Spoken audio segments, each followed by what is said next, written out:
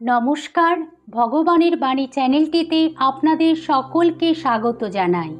অশান্ত মনকে শান্ত করতে পারে ভগবানের বাণী। শ্রী শ্রী মা শারদা আমাদের সকলের মা। তার সরল স্নেহপূর্ণ ব্যবহারে ভক্তরা তার কাছে ছুটে ছুটে যেত। মায়ের অপার স্নেহ ও করুণার স্পর্শে ভক্তরা শারদা মাকে একেবারে নিজের মা করে নিত।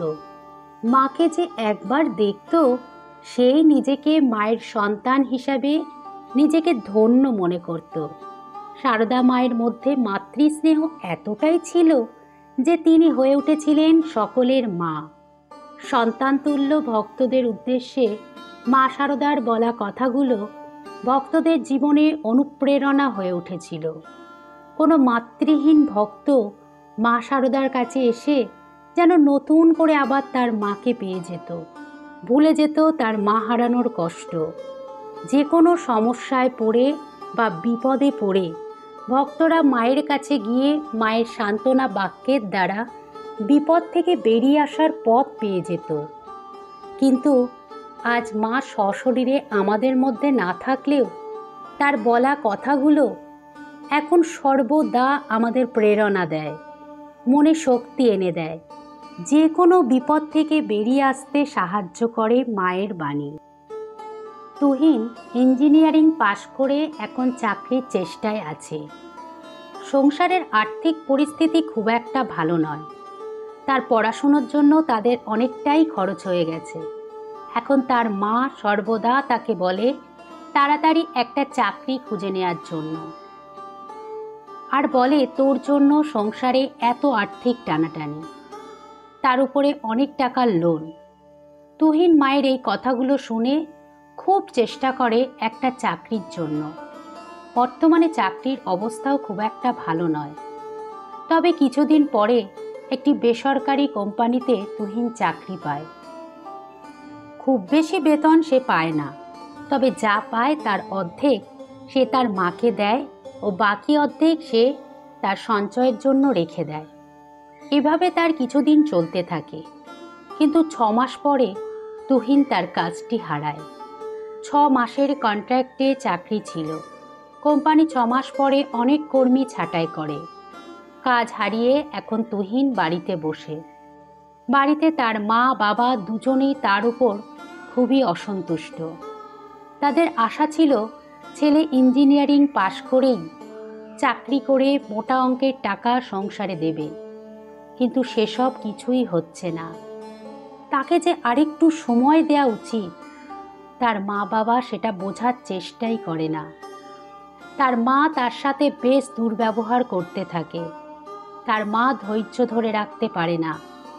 অনেক টাকা পাওয়ার আশায় সে সর্বদা তুহিনকে বলতে থাকে তাড়াতাড়ি চাকরি জুটিয়ে নে, না পেলে বাড়ি থেকে তাড়িয়েও দেবে, এটাও বলে।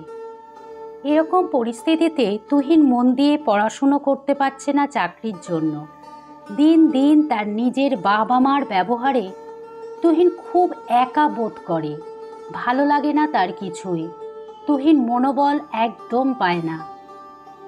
সে মাঝে মধ্যে দুপুরে লাইব্রেরিতে বই পড়তে চলে যেত। একদিন সে লাইব্রেরিতে শারদা মায়ের একটি বই হাতের কাছে পায়। পেয়ে সেটা পড়তে শুরু করলো। বইটিতে মায়ের বলা কিছু কথা পড়ে সে অনেক মনোবল ফিরে পেল। বাড়ি এসে সে মন খারাপ না করে নতুন উদ্যমে আবার পড়াশুনো করতে লাগলো। বাড়িতে মায়ের দুর্ব্যবহার তার উপরে আর কোনো প্রভাব ফেলল না। যে কষ্টটা সে এতদিন পাচ্ছিল, সেটা শারদা মায়ের বলা একটি কথা পড়ে সেই কষ্টটা ভুলেই গেল। এখন সে শুধুই পড়াশুনো করতে লাগলো। কিন্তু তার মা এই সময় তার পাশে থাকলো না। কোনো সান্ত্বনা বাক্যও তাকে বলল না, যাতে তুহিনের ভালো লাগে।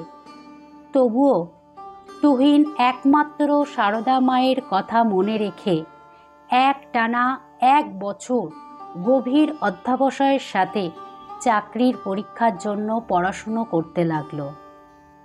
অবশেষে সে একটি পরীক্ষা দেয় ও একটি সরকারি অফিসে অফিসার পদে চাকরি পায়। চাকরিটা পাওয়ার পরে সে মনে মনে শুধুই মা শারদাকে ধন্যবাদ দিতে থাকে, কারণ যে সময়ে সে খুবই একা বোধ করছিল, সঙ্গে ছিল না বাবা মায়ের কোনো সান্ত্বনা ও সহানুভূতি, সেই সময় মা শারদার ওই কথাগুলো না পড়লে হয়তো সে এতটা মনে জোর পেত না পড়াশুনো করার। কি ছিল সেই কথাটি? মায়ের সেই কথাটি জেনে নেব, তবে তার আগে আমার চ্যানেলে যারা নতুন তারা চ্যানেলটি সাবস্ক্রাইব করবেন প্লিজ। আর ভিডিওটি ভালো লাগলে একটা লাইক দেবেন, আপনার একটা লাইক আমার কাছে অনুপ্রেরণা হয়ে উঠবে। তাহলে চলুন বন্ধুরা বলে দিই এবার মা শারদার সেই কথাটি। সমস্যা যে আসবে না তা নয়, সমস্যা আসবে আবার চলেও যাবে। ভয় কি বাবা? সর্বদাই জানবে যে ঠাকুর তোমাদের পিছনে রয়েছেন, আমি রয়েছি। আমি মা থাকতে ভয় কি? আমার ভালোবাসা, আমার আশীর্বাদ সর্বদা সকলের উপর আছে। আমি সতেরও মা, অসতেরও মা, আমি সত্যিকারের মা। মায়ের এই সহানুভূতিপূর্ণ কথাগুলোই ছিল তুহিনের কাছে আশীর্বাদ স্বরূপ। বন্ধুরা, এবার থেকে যখনই কোনো বিপদে পড়বেন বা কোনো মানসিক অস্থিরতার মধ্যে কাটাবেন, তখনই মা শারদার বলা এই কথাগুলো একটু মনে করে নেবেন। দেখবেন শীঘ্রই সেই বিপদ কেটে যাবে, মনে শক্তি আসবে। চলুন এবার জেনে নিই কিছু অনুপ্রেরণামূলক উক্তি। 1. চিরদিন কেউ সুখী থাকবে না, সব জন্ম কারো দুঃখে যাবে না, যেমন কর্ম তেমন ফল, তেমন যোগাযোগ হয়। 2. পৃথিবীর মতো সহ্য গুণ চাই, পৃথিবীর উপর কত রকমের অত্যাচার হচ্ছে, অবাধে সব সইছে। 3. সাফল্যের ফলে অতিরিক্ত উত্তেজিত হয়ে যেও না, আবার ব্যর্থতার কারণে অতিরিক্ত ভারগ্রস্ত হয়ে যেও না, স্থির ও ভারসাম্যপূর্ণ হও। 4. ভালো কাজ করার পরও মানুষ শুধু তোমার খারাপ কাজগুলোই দেখবে, তাই লোকে কি বলবে তাতে কান দিও না, নিজের কাজ করে যাও। 5. ভালো উদ্দেশ্য নিয়ে করা কাজ কখনো বৃথা যায় না, আর তুমি তার ফল অবশ্যই পাবে। 6. সহ্য গুণের চেয়ে আর গুণ নেই, যে সয় সে রয়, যে না সয় সে নাশ হয়। সকল বর্ণের মধ্যে স 3টি, তালবস্য, মূর্ধন্যস্ব, দন্তস্ব। সকলেরই সহ্য গুণ থাকা চাই। 7. তুমি আজ যে কর্ম করছো তার ফল তুমি কাল অবশ্যই পাবে, আর আজ তোমার যা কিছু আছে তা তোমারই দ্বারা করা তোমার অতীতের কর্মের ফল। 8.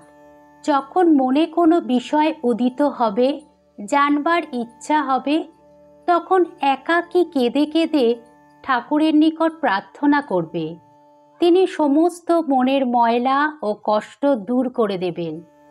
বন্ধুরা, আশা করি ভিডিওটি আপনাদের ভালো লেগেছে। ভিডিওটি ভালো লাগলে শেয়ার করবেন প্লিজ, আর কমেন্টে জয় মা শারদা লিখতে ভুলবেন না। সকলে ভালো থাকবেন, ধন্যবাদ।